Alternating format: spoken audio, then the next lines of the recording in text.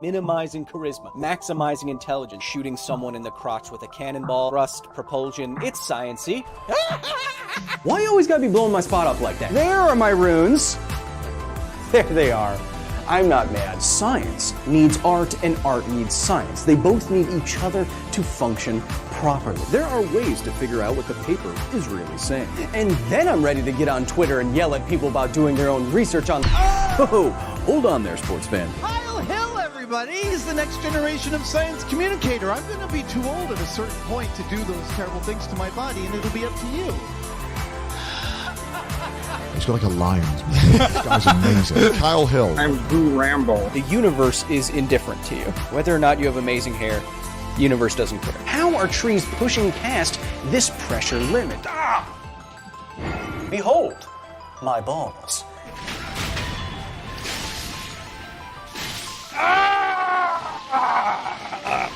Now we're getting somewhere, but I still don't think it's worthy of G.R.R. Martin's suspender. I'm totally right? Close up photos of my frickin' hair? Is that what you all want? No, you don't, weirdos. Kyle Hill. Is your last name actually Hemsworth? What's going on? Our resident Thor lookalike? I prefer Black Friday Chris Hemsworth. Oh, thank you. Hey, you know, if you need a haircut... No, of course not! We're not gonna send sharks with frickin' laser beams on their heads to an asteroid. We're gonna nuke it. You don't need Bruce Willis at all. Wrenched. Oh! Headshot! Oh! Kevin, turn on the monitor. Kevin, this transition better work. The blast doors can't. Kevin, turn it on. Kevin, call his agent and have them call my agent. Kyle Hill, happy birthday. Feliz Navidad. I'm just a biologist. I don't know how this works. This is how you do science. Can I just grab it? Oh. Laws, corollaries.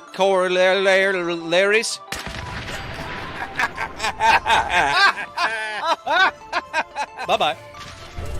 I know that global catastrophe isn't the most fun thing to think about all day unless you're me, so... Are we gonna do some science, bro? Lasers don't have that much momentum. That's not how clockwise works. Don't worry, you can do this even if you are not an AI. It boots the boundary layer around a person through a dynamic. And I guess it matters what kind of dragon we're talking. Realize here is that the bigger the thing does. If this kite is completely inaccurate, I'm gonna kill this guy and tell him to his face. You're wrong about physics. Not enough lift force. Oh. Nuclear metal donut thing with magnetically confined star-like plasma. The radiation flux in here alone is enough to cause instant death. That's really funny. I like that idea. Hey, look at me. I'm a streamer. I have a bedroom. We know anything with a decapitation hazard deserves to, Yeah. Ooh. Oh, that's good. That's fine.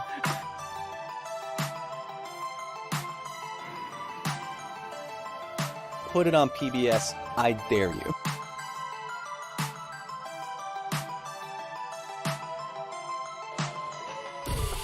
Oh, chat. Oh, chat. Oh, it's gonna be a spicy one. Wow. Yes, this is gonna be a spicy one. Hello. And I have my spicy air coffee with me.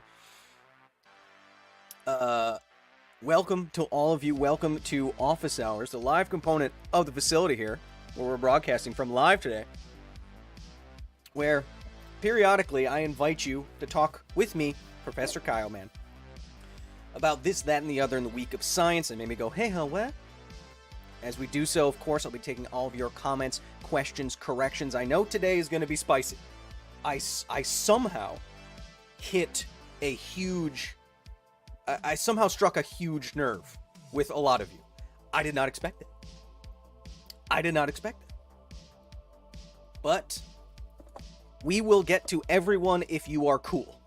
If you are cool today, and you're not spamming weird stuff in the chat, and you're not being like, oh, Kyle's a shill for big archaeology. Have you seen what kind of cars those people drive? If you think that, go ahead and go somewhere else. If you're interested in having a conversation with me, we can do that today. That's what science is all about, as many of you are pointing out to me, but not quite in the right... So what we're going to do is we're going to lay out my perspective and my argument against ideas like this, and why I think it is harmful to have these ideas unscrutinized out in the world, and then we will talk to all of you. Don't hide Joey Zoom. He's fine. Then we will talk to all of you. If you are cool, if you calm down, even if you completely disagree with me, we will have a conversation after I'm done laying out what I see as the science side of the argument. What are we talking about today? Well, it doesn't matter. If you want to continue on this conversation, no matter what it is, go to patreon.com/KyleHill and join the facility today. You get videos early, like you did this morning. You get the private Discord where you can tell me I'm wrong to my face, and I'll actually see it. Private members only live streams, bloopers, all that good stuff. We also have a gaming channel if you want to see a scientist play Cyberpunk, Dead Space 2, Half-Life 2, all these great games. But today, chat, we are talking about something spicy. I have no idea what's going on, but I'm curious. I notice... Have you done all the Half-Life stories? No, we have two Half-Life histories coming out before the end of the year. I see a lot of new people in chat.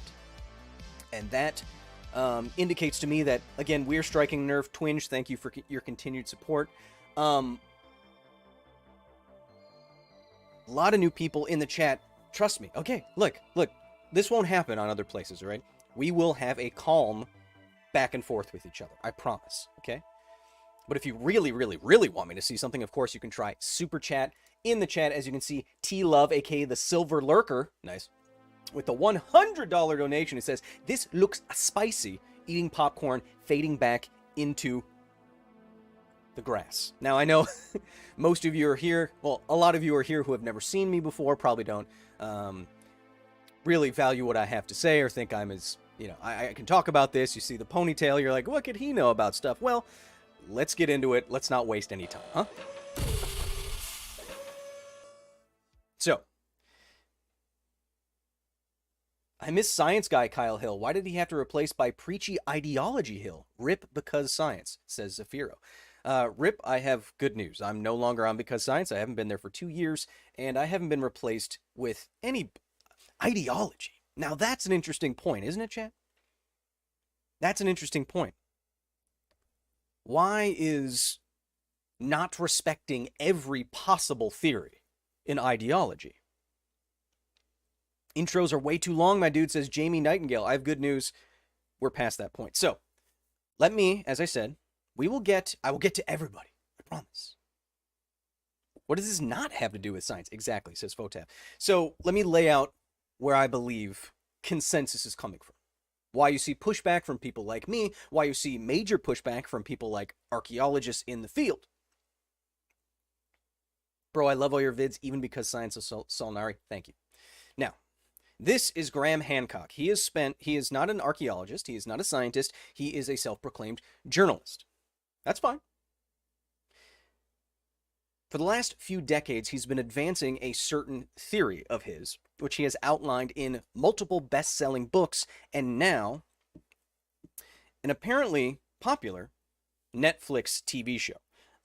He has ridden the success of his books and appearances on, like, the Joe Rogan podcast into a Netflix special about lost civilizations. And the idea that there were once advanced civilizations on Earth that were somehow, we'll get to that, wiped out,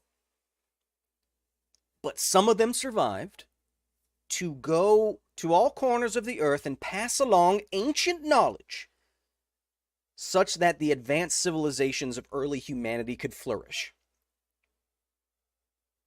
Dark Jester, yes, he was on the podcast. I'm aware.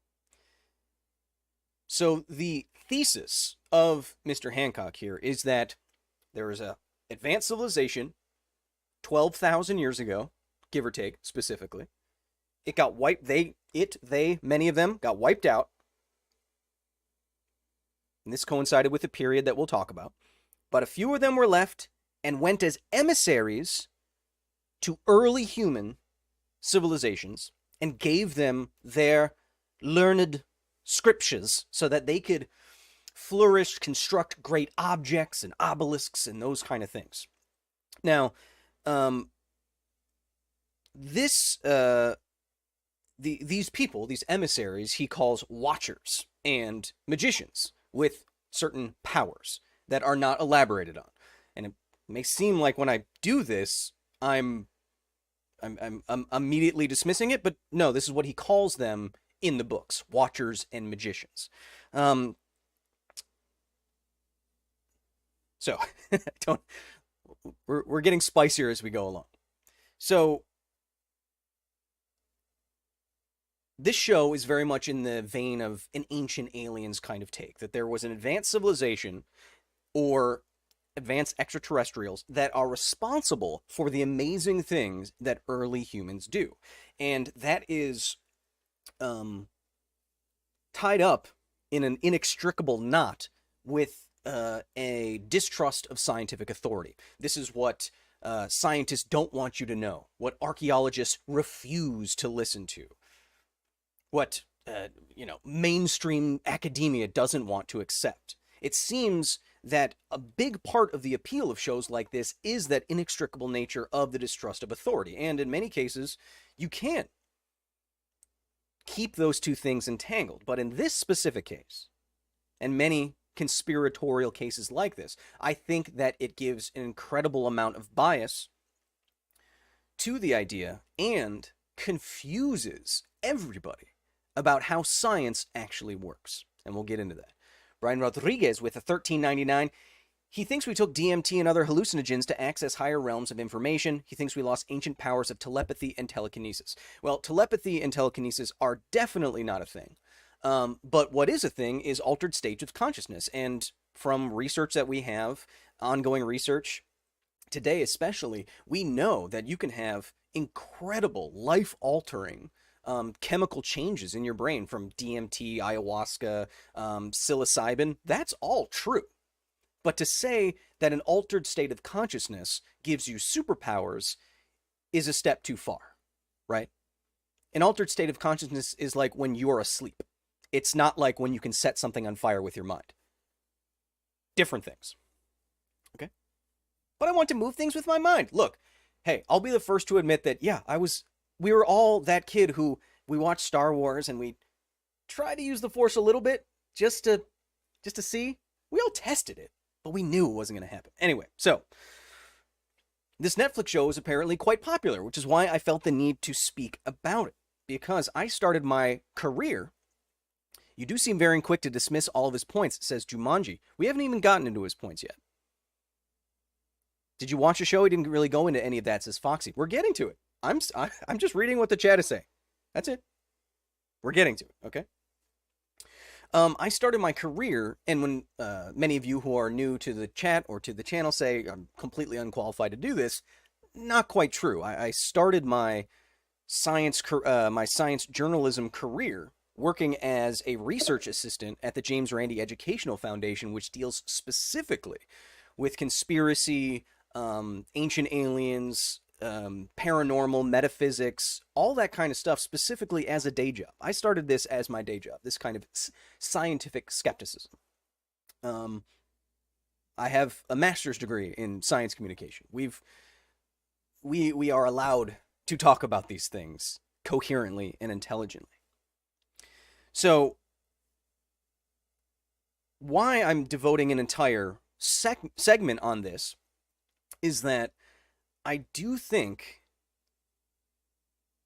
that ideas like this are more built on wishful thinking than they are on evidence. And in doing so, and giving credence to such theories, I think they make you worse critical thinkers.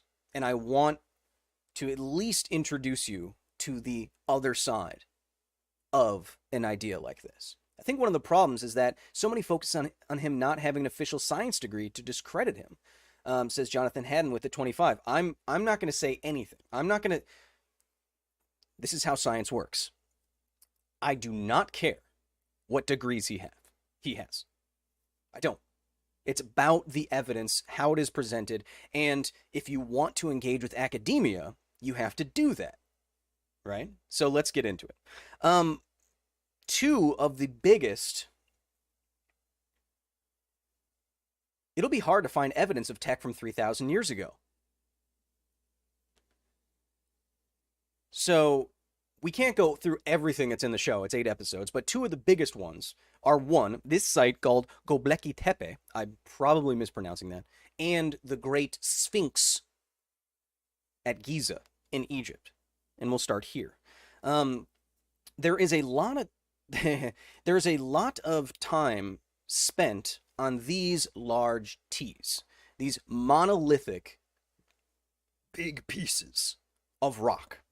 Now, you can see by the scale of the humans there that this would take a lot of work and effort. And you look more closely, and these great T's have a lot of beautiful work on them. Okay. Oh, Göbekli? But we know what you mean, says Stephen Dories. Göbekli. Göbekli? Am I mispronouncing it that bad? No, I'm not. Am I? Because if I am, please correct me. Please correct me. Göbekli. Sorry, I had an extra L when I wrote it down. Göbekli. Got it. Anyway, so what Hancock and others, Göbekli. Got it. The umlaut threw me off. The two dots, I was scared of it. All right. Göbekli. Got it. Göbekli Tepe. Got it. Everyone calm down. So this is just ancient aliens reheated? So, Hancock uses the construction of these large, thousands of pounds stone T's, and the fact that these inscriptions look like they could indicate some amount of concern for the stars and their places in the sky, to say that these T's and the pictures on them are too advanced for a 10,000-year-old civilization. Moving stuff with your mind is real, though. My mind is the thing that sends the electrical signals to control my arm's movement, after all, says Tigerian.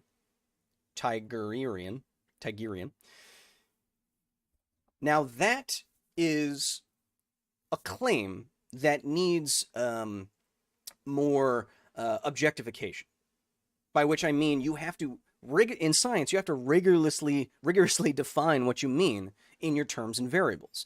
For example, if you were to do a study about violence on television, how do you define violence? Is it gun violence? Is it hand-to-hand violence? Is blood shown? Is it not shown? Is it, so how many times does it appear in a TV show? How long is it? So you have to get really, really specific, like down to like units. Or make your own units. Operationalization, it's called. So what does an advanced civilization mean?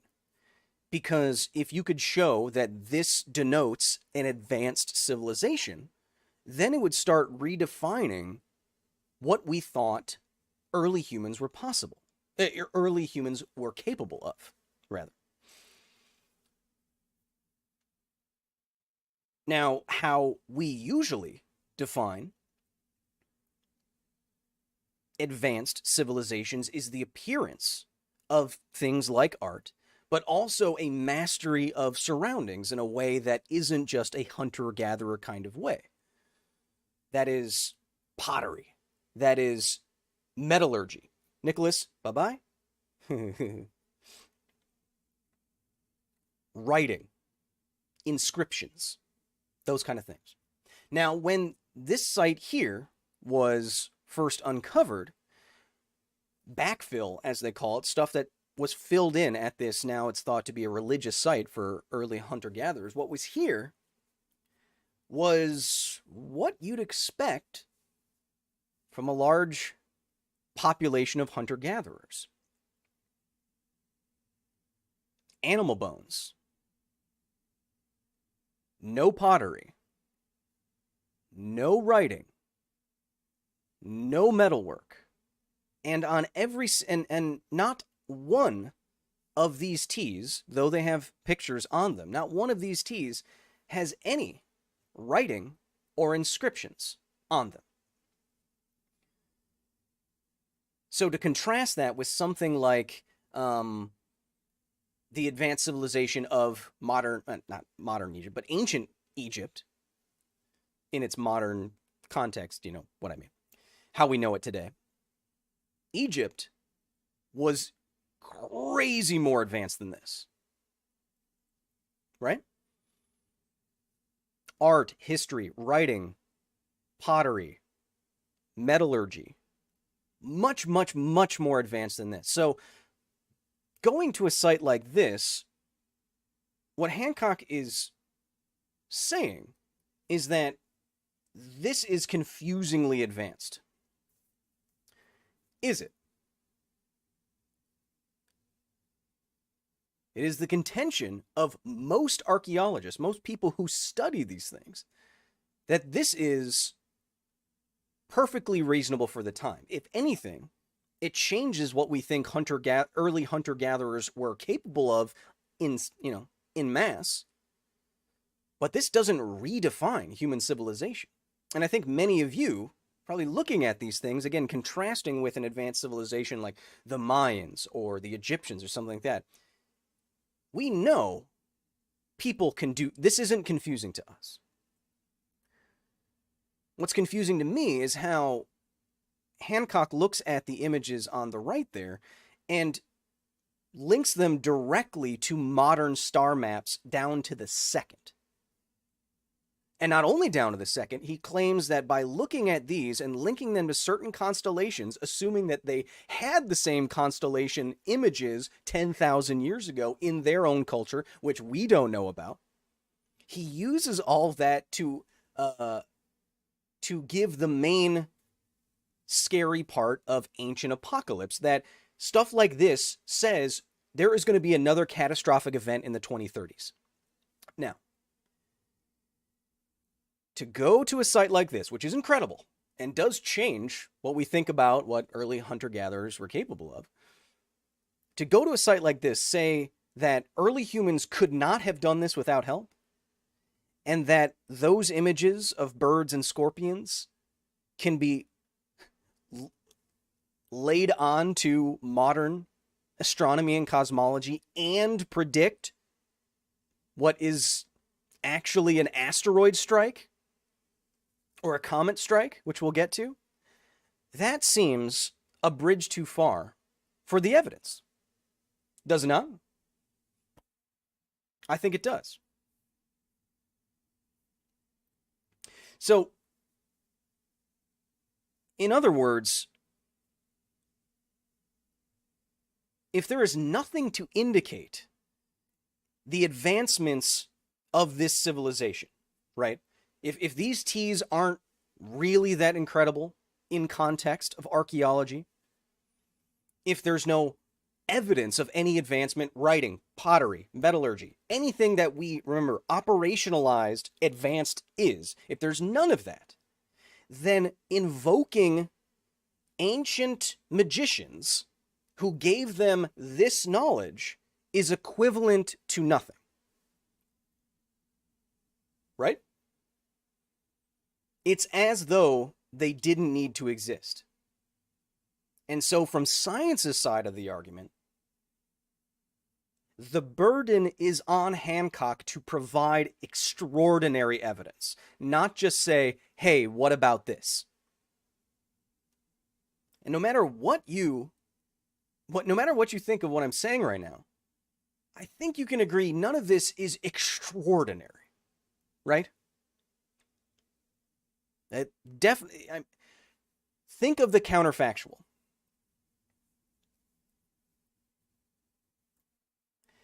If you're an anti-science authority, why the heck do you care if someone has a degree? Just kind of weird. It says XP Sigma Art. XP Sigma Art. I said the exact opposite more or less 5 minutes ago. Good job. We being honest with each other or not? The scorpion does look like a cool tattoo. I agree. So the burden is on Hancock to produce something extraordinary here. Now, the counterfactual point for this, it would be, this is what annoys archaeologists, is that when you say that this is evidence of an advanced lost civilization, it would be so easy to prove that right. So easy. A book. If you excavated this site that predated all the advanced early civilizations that we know of by thousands of years, and you found a sword with writing on it, you'd be like, holy crap, we didn't think this was going to happen for thousands of years. We must be totally wrong about early humanity.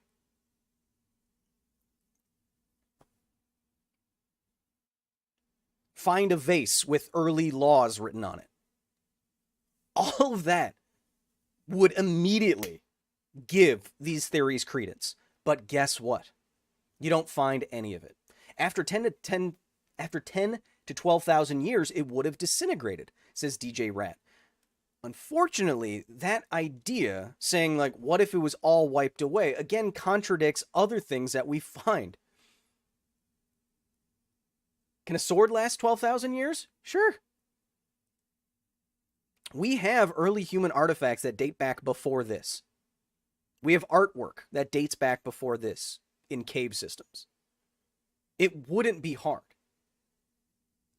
Now, it would, think of it on like a sliding scale. It'd be interesting if we found a little bit of it. Ooh, maybe this tells us there's something we're missing. But we have found none of it. So again, chat, counterfactual. Counterfactual. Think of the opposite side of the argument that we make, right? Is it more likely that early civilization looked as the evidence as we see it presents itself, or that all of the evidence across the entire planet of advanced civilization that we have no idea what it looked like all got wiped off the map simultaneously forever? What is more likely? I'm not giving a definitive answer here, but this is the scientific mindset. Is it more likely that everyone on Earth is wrong? I don't think so. And it doesn't matter what I think, because the evidence, taken as a whole, backs this idea up. Now, we're talking about extraordinary things. Twinge with another. Thank you so much. Frank, impact theory would explain that. Everybody, remember, we're going to take your specific points right after I finish kind of laying this out for people who aren't familiar, okay? Still stay here. As long as you're being cool, you're not swearing, I'll talk to all of you. It's great. This is what it's about. I see you, SPL2, Scott, Chris, Aaron, Jaden, John, Mr. Grimm. I see all of you. What's your theory on the theory of the cataclysm 12,000 years ago? Mr. Grimm, that's what we're getting to. That's what we're getting to. So in terms of extraordinary things, Hancock also believes that the Sphinx and the pyramids were too incredible to have been made by Egyptians themselves. And as Angus is pointing out in the chat, the idea is erosion, water erosion. Now, taking from, I think it's just one scientist who thinks this, Hancock says that the pattern of water erosion on the Sphinx is consistent with a gigantic flood 12,000 years ago,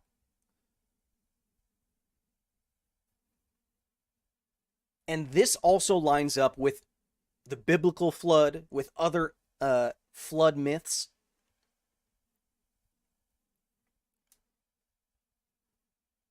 Okay?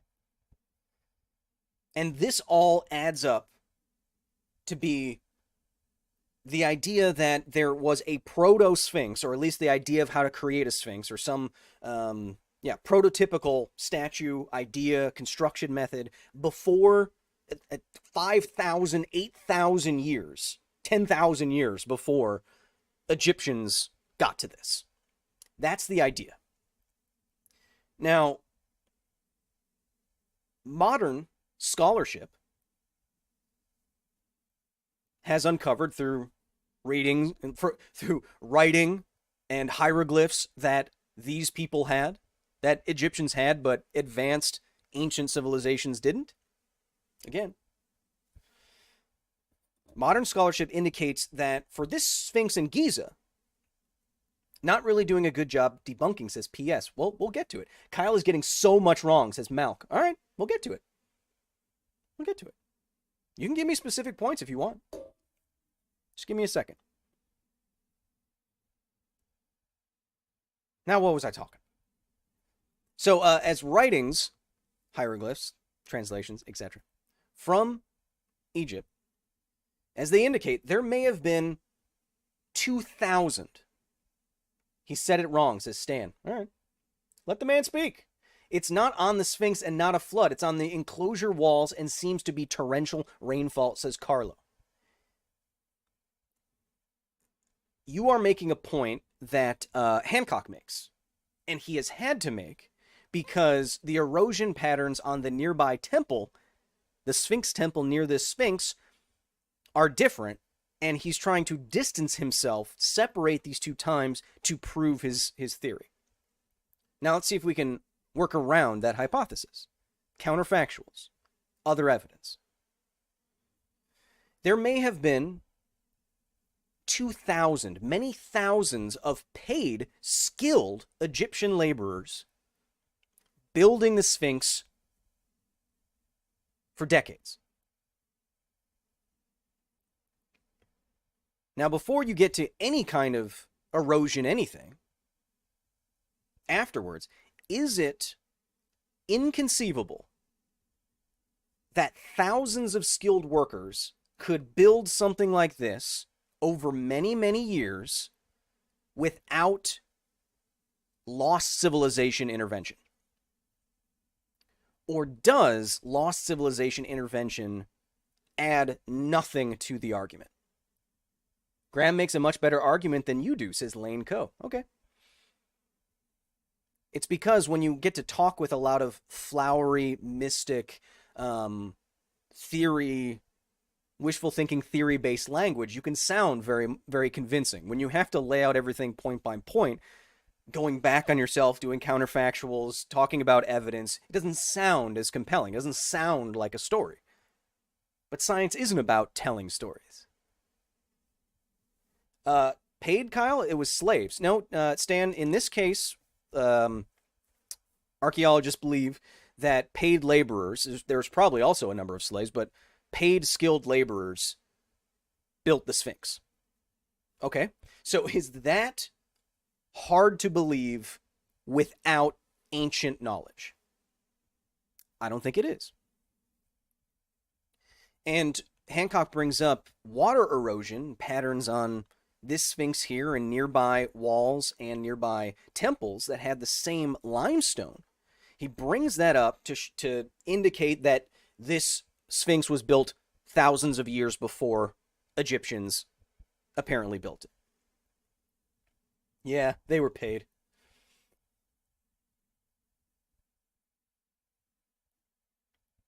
But just a few years ago, studies have been coming out about the Sphinx, about nearby temples, about the nearby walls and geological features where they got all this limestone. And not only does all this limestone have the same patterns, and we're not talking about weathering protection on the Sphinx. We're talking about, and this is directly from the archaeologists, taking samples like inside of the Sphinx where you wouldn't have any protection, no water would get to it anyway, taking a sample that would not be contaminated by the outside.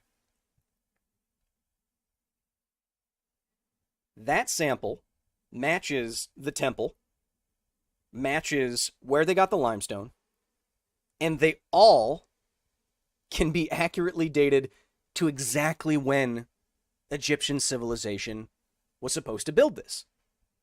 But 2,500 years ago. How do you date them? Well, you look at surrounding geographic strata, you look at what's in them, and you look at what's in the limestone of these structures, and you find, if you want to be specific about it, the exact same composition and distribution of fossils.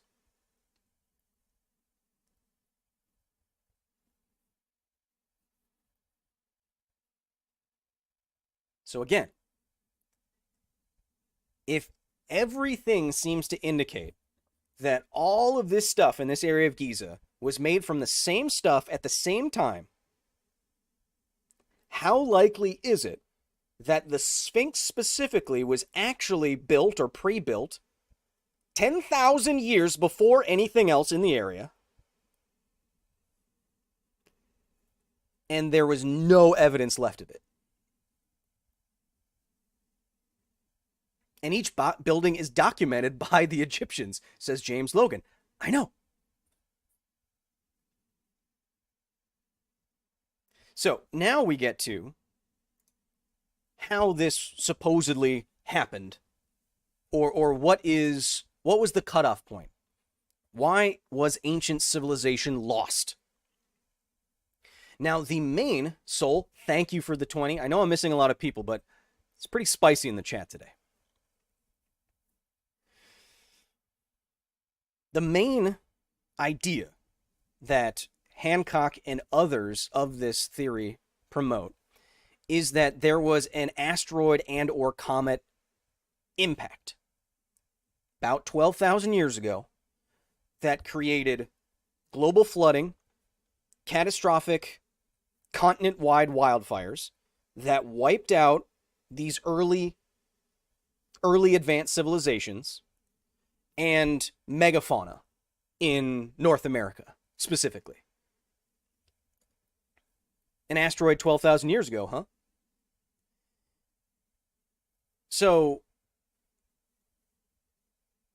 this is part of, or it's one of the components of what's called the Younger Dryas impact theory. Now, the Younger Dryas was a real period. It is a period 12,000 years ago where suddenly the mean annual temperature went way down. And then it went way up. This really happened. Now, the Younger Dryas impact theory is that a comet or asteroid broke up in the Earth's atmosphere, air bursted all over the Earth, and caused massive flooding and the firestorms that would produce enough smoke and soot, etc.,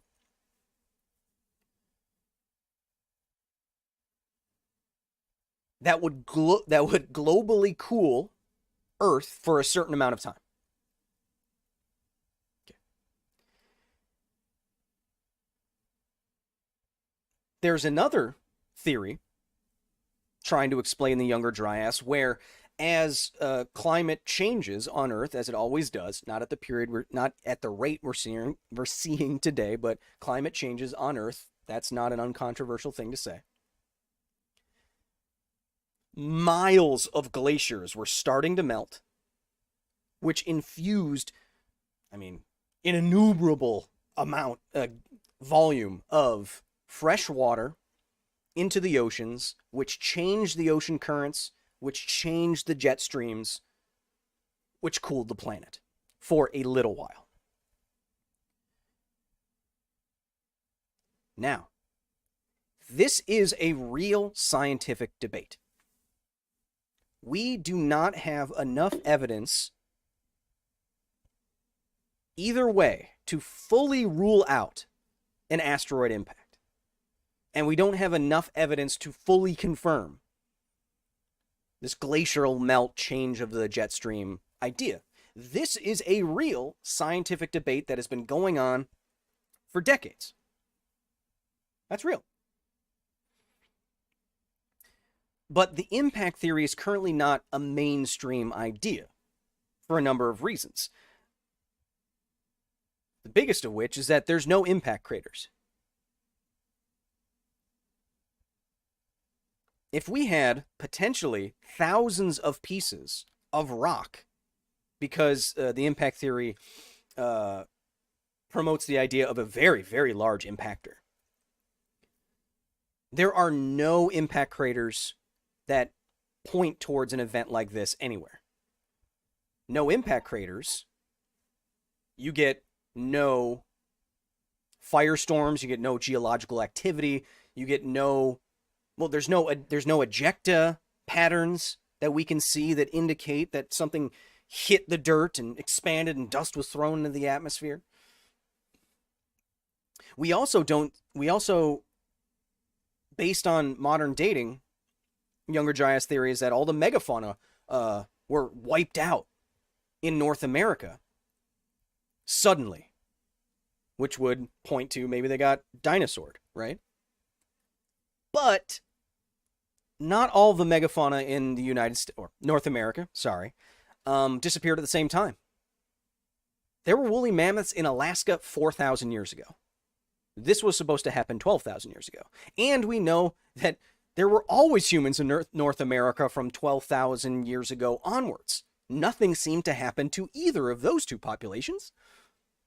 Doesn't seem like a cataclysmic world cooling event. There are evidence at sites around the world of what you'd expect to see at a meteorite impact, like different levels of metals you'd only find in meteorites. And that's a good way to indicate where a meteorite has hit. But those results are tenuous. A lot of them haven't been reproduced. And there's a lot of controversy around them. Genuine scientific controversy. Archaeology is hard.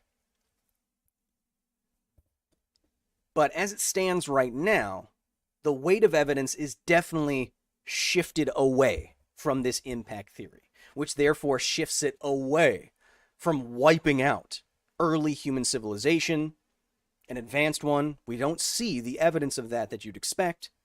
Don't see the evidence in animals. So, when we don't see, Chad, if it sounds like nothing is quite lining up as Hancock presents it, that's because it doesn't.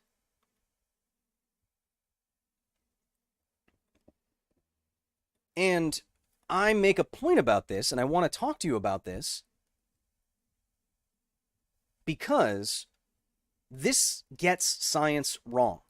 This gets the enterprise of science incorrect. The lone genius, the lone person upending an entire scientific field is a myth. It has literally never happened. What about Galileo? That was a church thing. What about Einstein? People were working on the ideas that led up to relativity for a long, long time. He talked with people. He corresponded with other scientists. It has never happened.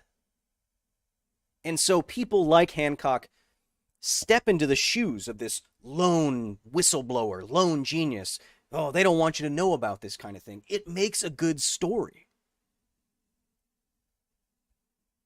It makes a good story. But the evidence for that isn't there. In my opinion, Hancock isn't even wrong.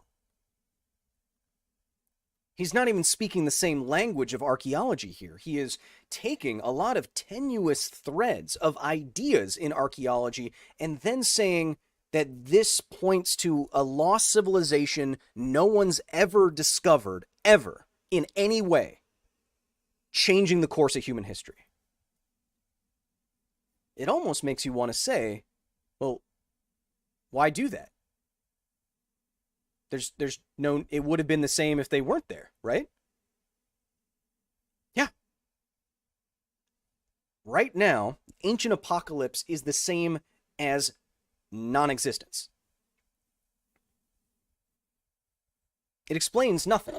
In a theory that explains everything explains nothing.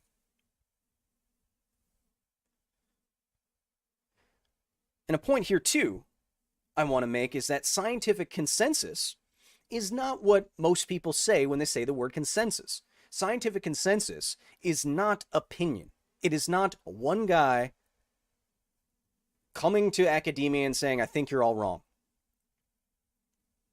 And they're like, well, we think we're all right. When people say scientific consensus, it literally means what most of the papers with data say. And that's it. And so the onus is on someone like Hancock to speak the same language, to show, if not more, at least as much good data supporting his theories. Or else, why have the conversation? It's like going to a physics convention and me walking up to the microphone and be like, Yes, but have you considered the now very popular theory that cancer is caused by the rotation of Venus? Everyone in attendance there would be like, why? And I'd be like, well, cancer happens. What if Venus has something to do with it? But there's no evidence that it does it. Okay. Cool. It doesn't explain everything. Straw man example, says Dan Dillon. Dan, the argument literally is an advanced human civilization with no evidence for its existence changed human history. Don't you think you need a little bit more of a grip? Anyway. I want to give you one more thought before going to you. Not only is this... So, when it seems like a big linchpin of this is that a lot of people think that it's totally reasonable that you wouldn't find any evidence of any advanced civilization that was 12,000 years old. That it's all gone, all got wiped out, whatever. I want to give you a quick comparison. Think of how hard it is to get fossilized. First, you have to die in the right way, which is to say most of your body's intact.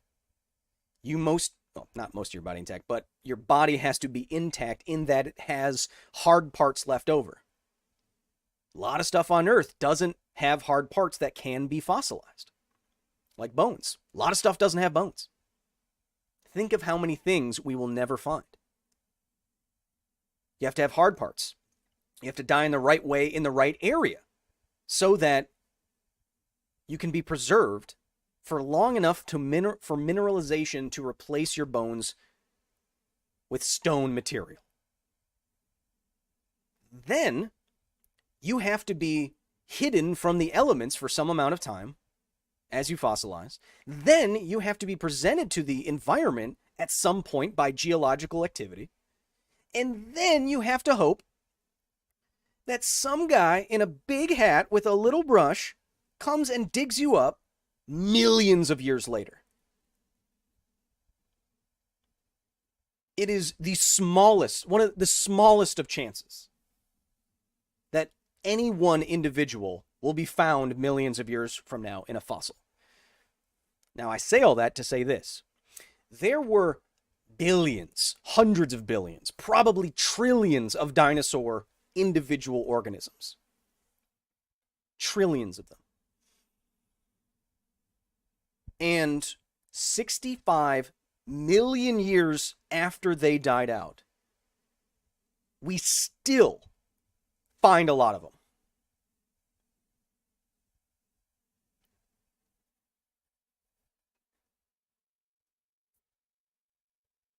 If there were multiple ancient civilizations on Earth with tens of thousands, if not hundreds of thousands or millions of humans, with advanced technology like ceramic and metalwork, large sculptures and monoliths that we know can withstand thousands of years, and we find none of it, how likely is it that they existed? They got wiped out. Every shred of evidence got wiped out in 10,000 years, and we can still find the bone from a Tyrannosaurus Rex after 65,000 years. I'm not buying it. I'm not buying it. Chat, there's also like the bigotry of low expectations here. We have this idea that people 10,000 years ago couldn't have done nothing. But don't discredit what a lot of people with a lot of time can do. Carve a scorpion on a big rock, put it into place. Okay, so now this is the time in the show where if you have specific points, let's talk about them. Chrissy with the 10. Limestone is found all over Egypt, and the Egyptians used Tura quarries to obtain it, which is also very close to Giza. Correlation does not equal causation, and something unproven cannot be used as proof. Mystery Da Machine with the 5. What if the impact crater hit the giant glaciers? Could the impact crater be large enough to make it through the ice cap? That's also another point that is brought up. But even in a long-lived glacier, we know glaciers last many thousands of years. If there was a large impact site, modern geologists say you'd still be able to identify that site. And the fact that we haven't identified any, again, is evidence leaning away from an impact theory. Wintermute, brother of Neuromancer, I am watching you. I got in late, so I'll rewatch a show from the stream later on, but I had to simp for science. Keep up the good work. I'll be watching you not in that way. Yeah, you can watch me in that way if you want. Would ancient metalwork really be around after 13,000 years? Which is with HSB Studios with a $4.99. Yes.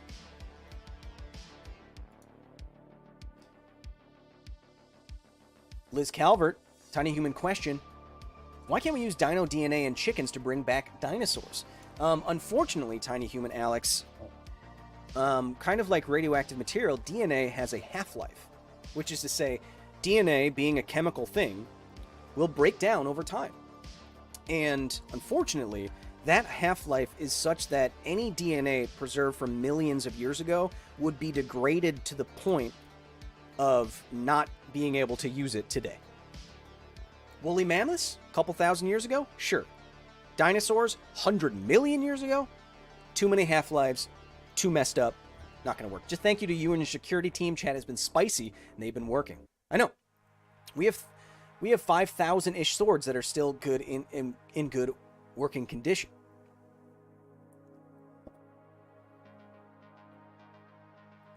I'm glad Kyle was confused by that documentary. Well, it wasn't a documentary, surely.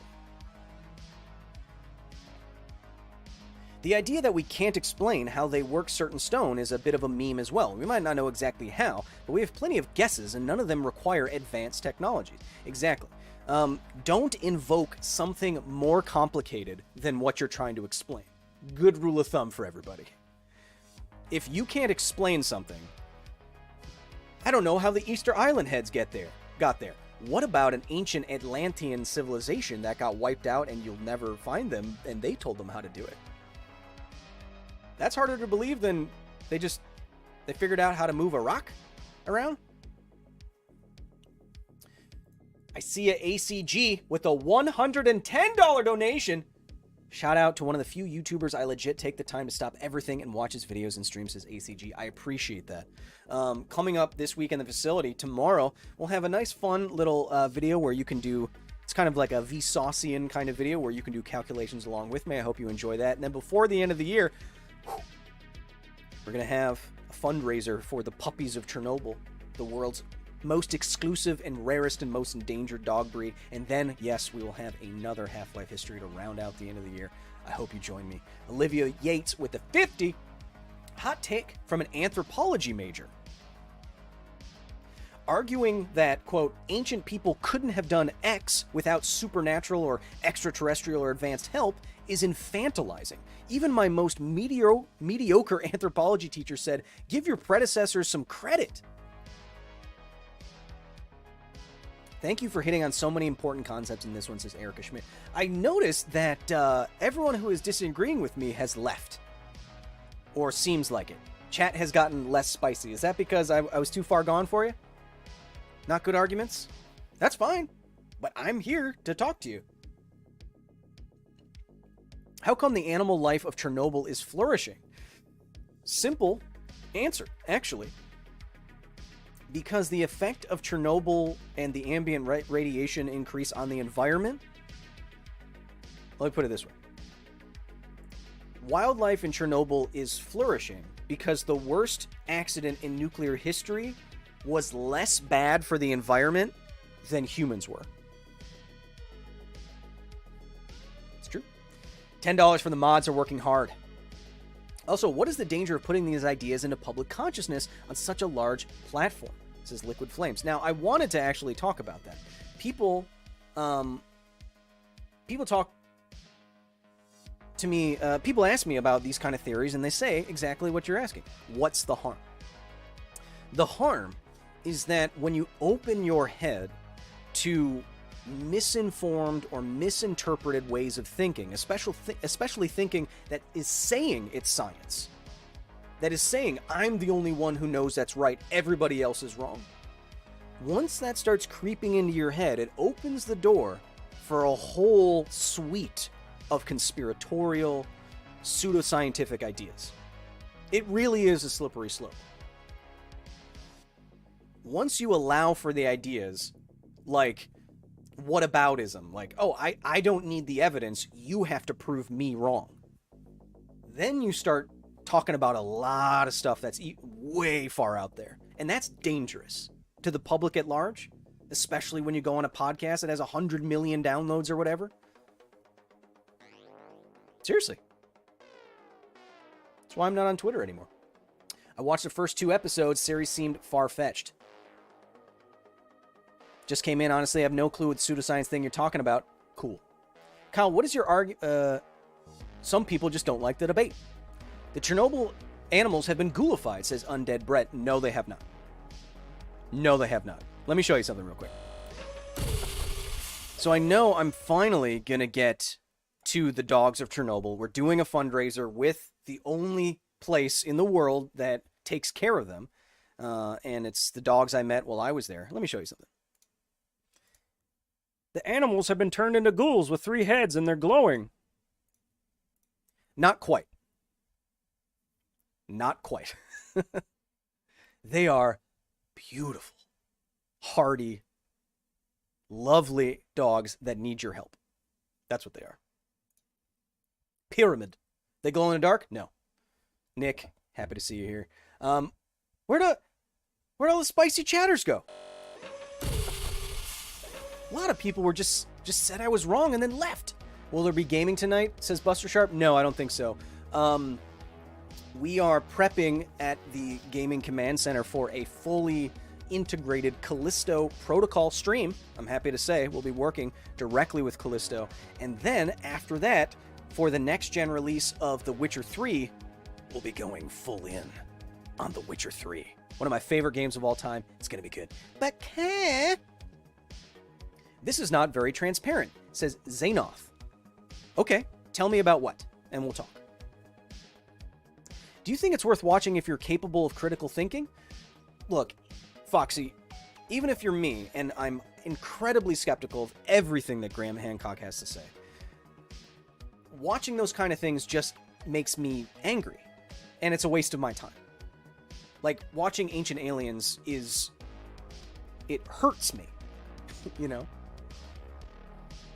Could the pyramids be built by equations that were given to Einstein by aliens? And if so, that's the most dangerous phrase in these shows. And if so, no. Prove the so part first.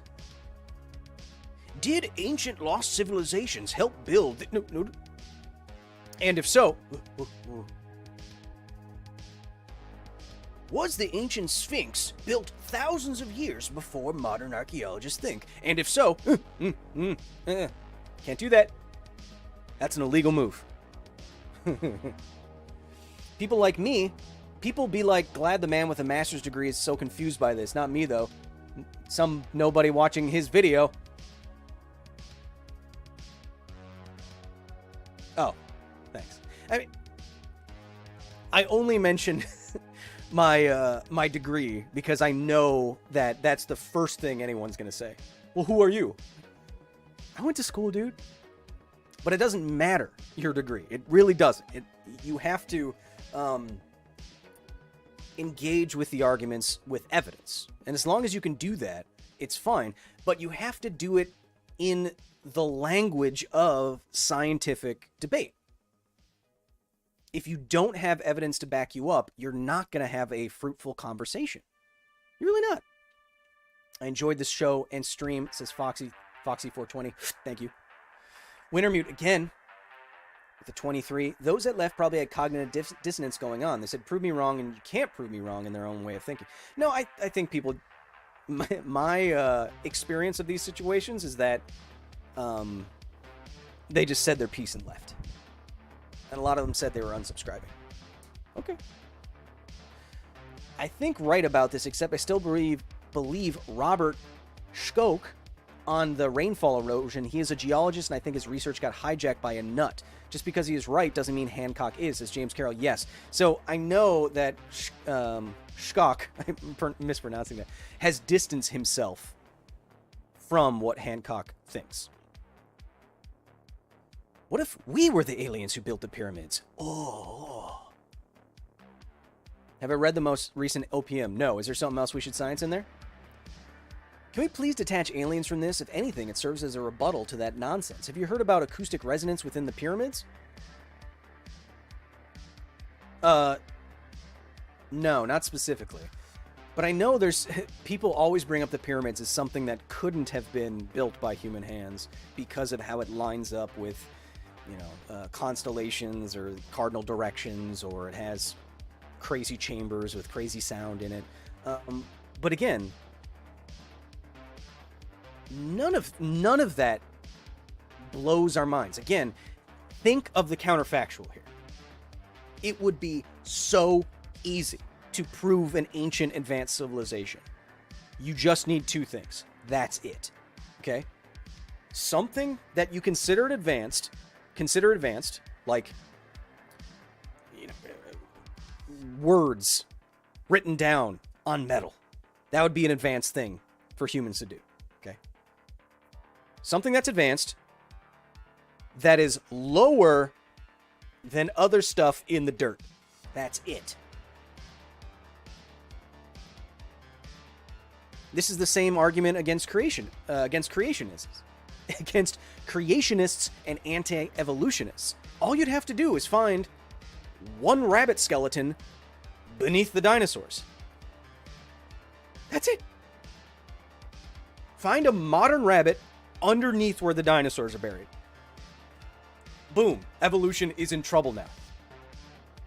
Same thing with Hancock. Find an advanced material, location, place that is truly advanced. Define your terms.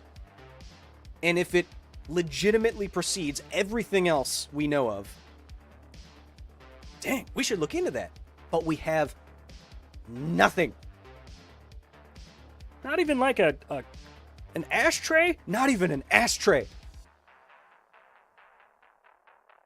And I sound animated because, again, it would be so easy. It would take one thing. And it would take one thing to change. It would take one piece of a pen. Find a pen from 12,000 years ago. And all of archaeology would be like, holy whoa. But instead of that, you have a guy with no archaeological background, with no academic background, saying, nobody wants to consider my theory because they're afraid I'm wrong. No, bro, it's just you're not even right. You're not even on the right track, my man. Anyway, counterfactuals are fun. Let's get to the last couple of questions here before we end today, or we could talk a little bit more. Who cares? Kirk Nay with the 20. Could conspiracy theories have a risk of being info hazardous? Yes, 100%. We see this kind of thing. We see in India, and this is why I hate social media. I mean, I believe it was in India or China where a fake story went viral of some guy waiting outside of classrooms and then assaulting students or molesting students. It went viral enough that a bunch of vigilantes, more or less, went out looking for people hanging out outside of schools. They found one and they killed him. And it was just some guy. That's a legit info hazard. And that's why I really get animated about things like this, because when you give an idea that undermines the process of understanding the universe, and you give that to a bunch of millions of people all at once, our collective critical thinking ability goes down. Some non-zero amount. Mechanical engineering student here. Thank you for keeping me both educated and entertained while I try to stay awake at my part-time job. Your content has helped me through some boring shifts, LOL. Strength and unity. I appreciate that. It is the best praise that I can get. I want to be a part of your educational journey. I say, whenever I get a nice message like that, screenshot it, I put in a thing on my computer that says, nice things. and I look at it sometimes. Much love to the Kyle and the mods for a fine job. Yeah, maybe that's where they all went. Maybe we just nuked them. Demetrius Augurs with the 20. Could other cultures like African tribes from the south or other countries from the north have helped the creation of the pyramids and the Sphinx? Again, that's more likely than an advanced civilization that no one's ever heard of or can never find. But I don't know the current state of the research that says how many other peoples from other places in Africa Egypt may have pulled in. I don't know. Don't know. But either of those would be more likely, again, than Atlanteans helping building the pyramids. Keep up the great work, Kyle. It's been a while, says Music Central. It has. With the 50, great points on the ancient alien nonsense claims require evidence. A better understanding of scientific concepts like burden of proof could avoid much of this, says Stay Rational. The point that conspiracy-minded individuals never engage with is that the burden of proof is on you. It's not on scientists. It's not on the worst characterization of ivory tower academics. It is not up to them to prove you wrong. It's not. You have to get past the bar. Get past the bar of evidence and then state your case. If from what you say and what you do doesn't even look like it's engaging with the evidence in a rigorous technical way, like science does, you're not entitled to be considered a challenge to an idea. If any of you work in academia, if any of you are science or physics professors, you get emails every day from people saying that they think they proved Einstein wrong or general relativity wrong or something like that. I get those emails every day. Okay, interesting. Very unlikely that's going to happen because it's been confirmed by every experiment we've ever tested against it. So let's hear what you have to say. And then they start saying things that clearly indicate they have no idea the basis for any of these things or the math or the current thinking or anything like that. So you are not entitled to be valued equally in the scientific space. You're not. If there are right answers to anything, there must be wrong answers to things. And if you're not willing to be wrong, then you're not doing science.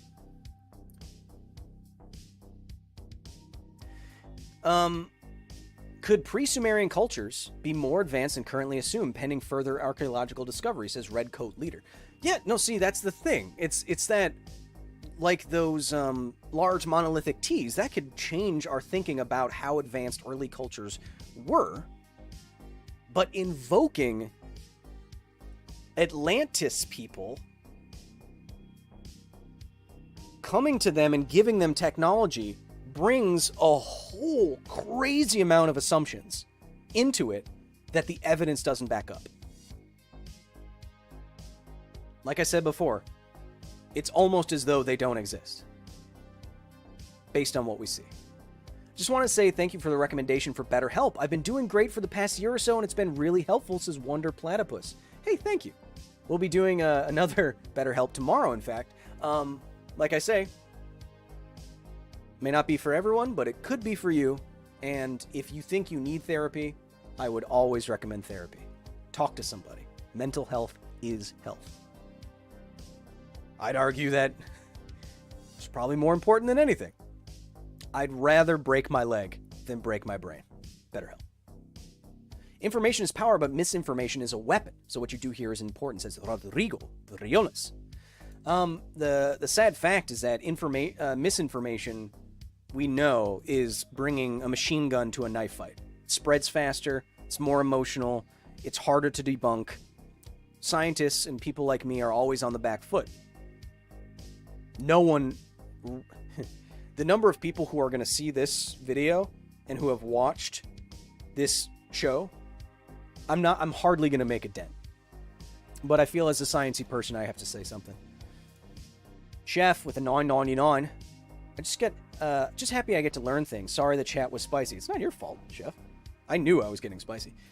You hit a lot of points I was going to comment in regards to anthropological and archaeology. Also, crafty and tactical are the GOAT. Yes. Quark, Latinum, the 5. Anthro Major again, Olivia Yates, back in chat.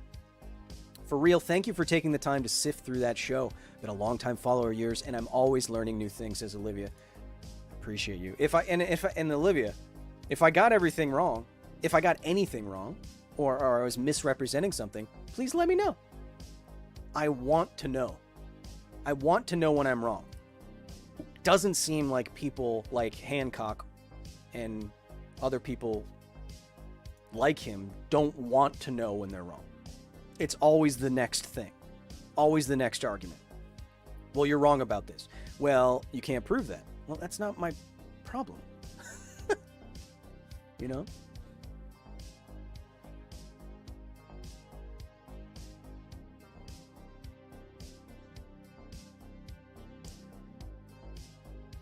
Do you suppose science fiction is safer to talk about than conspiracy theories? 100%. The greatest science fiction stories inspire. The greatest conspiracy theories twist you.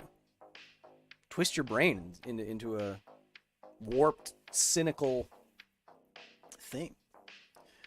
As one of my colleagues, Brian Dunning over at Skeptoid, likes to point out, there has never been a large, widely believed conspiracy theory that has ever been proven true.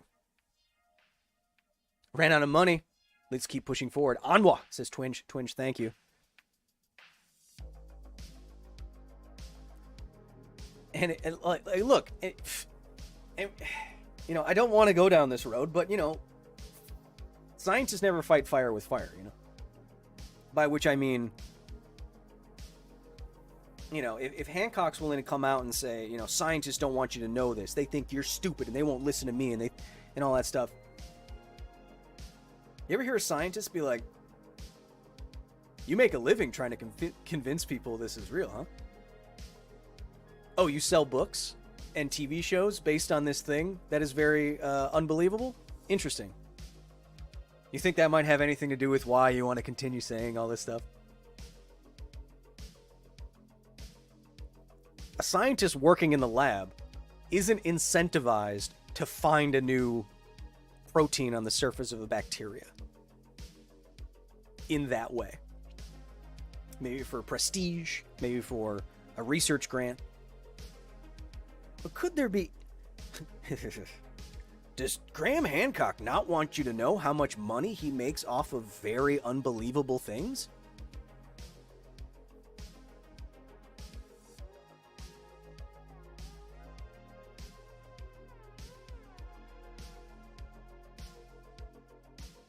Now, I wouldn't make that argument in a debate. Because I don't think that's really, you know. But you see where I'm going, right? If I start talking like that,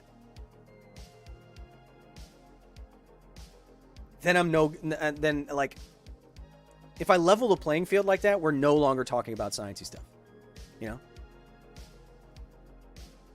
We saw earlier in chat, you can go back and rewind this video, a lot of people coming at me directly. Me being who I am had nothing to do with anything that I said.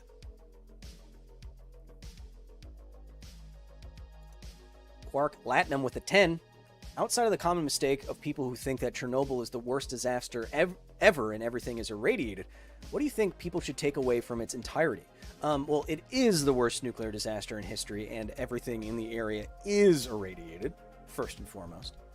But it's not like you think. It's not a please go watch my Expedition Chernobyl playlist on the channel. It's not a nuclear wasteland. 4,000 people go to the nuclear power plant to work there every day. Wild dogs live there. Kitty cats live there. I went there. It is a radical amount of contamination in context. But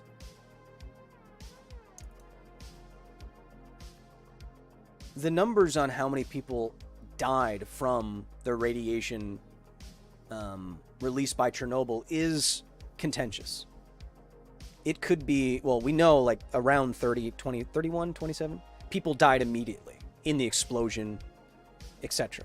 But whether or not the common figure you see is 4,000 people went on to develop cancer and die, that is in contention. It could be as low as nobody. Now, even if it's 4,000, 5,000 people die every day from pollution related to fossil fuel. Which means more people die every day than every nuclear disaster combined, ever. That's your context there. Chernobyl is the great white shark attack that has made everyone afraid of the ocean. Some people did die. Extremely unlikely. And in context, not really what you should be worrying about. Please take my money, and as always, thank you for doing these. Says XP Sigma, thank you for the 10. Scott Wrenchin with the 50. Woo! I know we're going a little bit late, chat, but I'm just having such a good time talking to you. Tactical Jack with the 8.99. By the way, my Australian's getting a lot better. You should know. Thanks to you, I got diagnosed with autism this year, and it's helped me understand myself so much more. This video was a great one. Keep up the great work, says Tactical Jack Tactical. As I've always said, I've only been interested in learning more about myself, why I do things, and why I think certain things, and how I interact with others. So I can't say that someone should do something, but I'm glad that if it helped you learn more about you, I'm glad you got something out of it. That's what it's all about. Exactly. Kyle doesn't want to face that fact. Okay, let me see. It says Stan. Okay, wait. Did someone come back? People never count the Polish in those numbers. What? Wait, where? Who? I want some spiciness.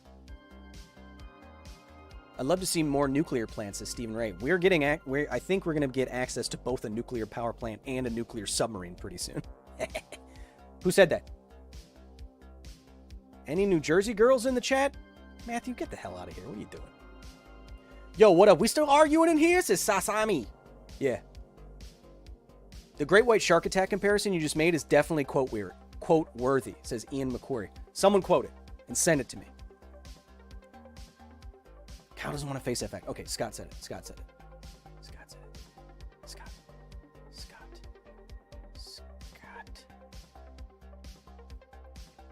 On that mockumentary, they suggested that this missing civilization is under the ocean because sea levels are now 400 feet higher. Could the evidence just be underwater? That's the fact that I'm not facing?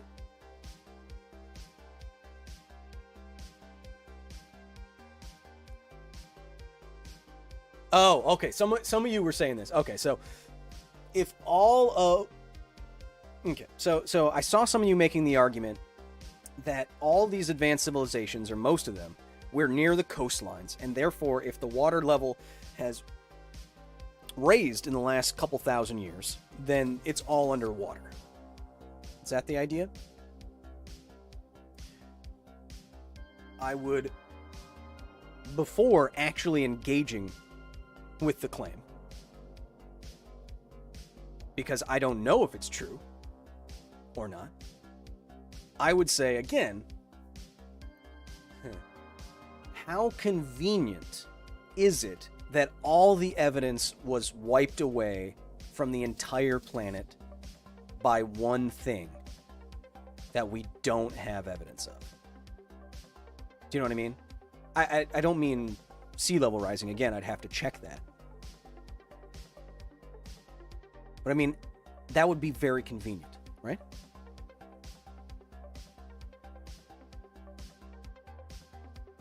There wasn't any civilization across the planet that was just slightly inland?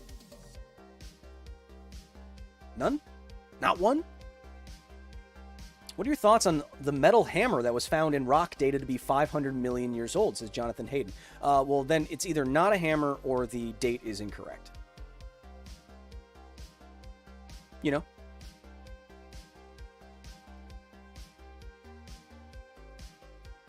I'd look at it. But again, ideas like that, you're implying that there was a human civilization or human tool makers 500 million years ago, which is like before the dinosaurs. Right? How likely is that?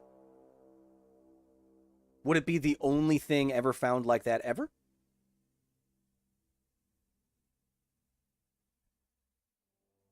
Could the geologic strata be misaligned there?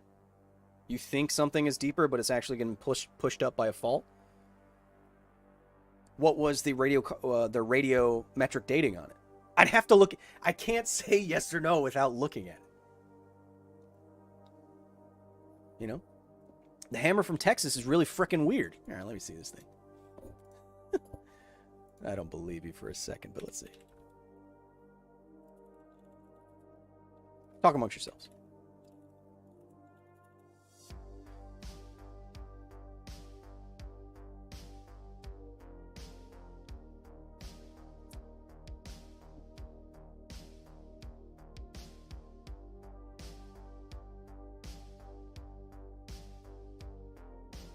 Part of the hammer is embedded in a limey rock concretion, leading to be regarded by someone as an anomalous artifact, asking how man-made tool could become encased in lower Cretaceous rock.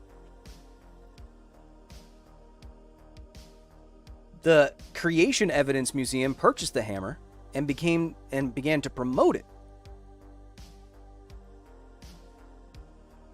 Other observers have noted that the hammer is stylistically consistent with typical American tools manufactured in the region in the late 19th century. Its design is consistent with a miner's hammer. One possible explanation for the rock containing the artifact is that highly soluble minerals in ancient limestone may have formed a concretion around the object via a common process like that of a petrifying well, which often creates similar incrustations around fossils and other nuclei in a relatively short amount of time. So, then I ask you again. What is more likely? That drippy drips of water containing minerals, the same kind of stuff that makes stalactites and stalagmites.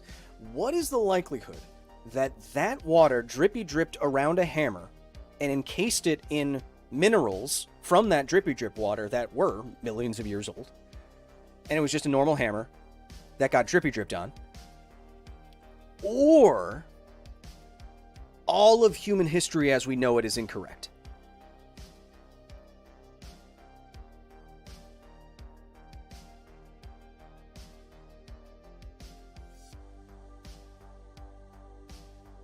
You know?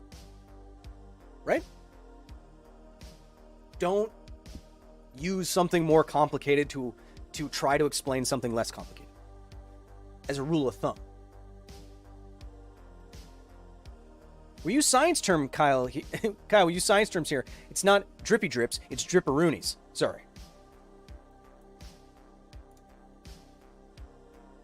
I mean, you can imagine it. You can, like, I could take my Graph Gear 500, spelunking. I could drop it on the floor. It would get encased in material that is geologically very old, just covered in it. This happens in your shower head when you run it for too long. You have little buildups of calcium and stuff like that. Well, if you radiocarbon date that calcium in the water, that maybe it comes from a well, it could be thousands or millions or hundreds of millions of years old. Does that mean your shower head defies all known human history? Probably not. Not impossible. Man, I'm coming in late. I'm so confused. I know, we're going late. I don't know why we're going late today.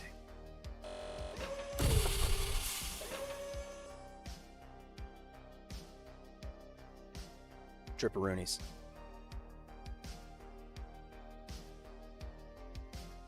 Whew. Chat. So, it's, And Scott, I'm not making fun of you. I'm not making fun of anybody. I'm just saying, the first question I asked myself was, what is more likely? So for something like we've been doing counterfactuals or whatever, When I mentioned, evolution could be overturned by finding a modern rabbit skeleton underneath dinosaurs. The truth is, if you found one, the first thing you'd think of was that it's a hoax. Why? Because there is a mountain of evidence all proving evolution is true. So you would have to first rectify the difference between a little rabbit skeleton that some guy gave you and hundreds of years of scientific inquiry. Not to say that it's not a hoax, but the burden of proof is not on 100 years, 200 years of human scholarship. It is on some guy saying he has a rabbit. Isn't that weird? Anyway.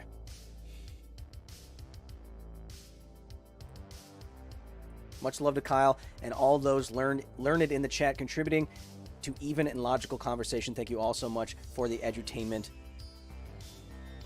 Kyle, should I get my master's or nah? Depends on what you want to do. Depends on what you want to do. Lucent with the 5. Nice graph gear. I got 1,000 last week. It's quickly become my most favorite pencil. Ooh, is the 1,000 better? The 500 is amazing. Anyway, I'm gonna.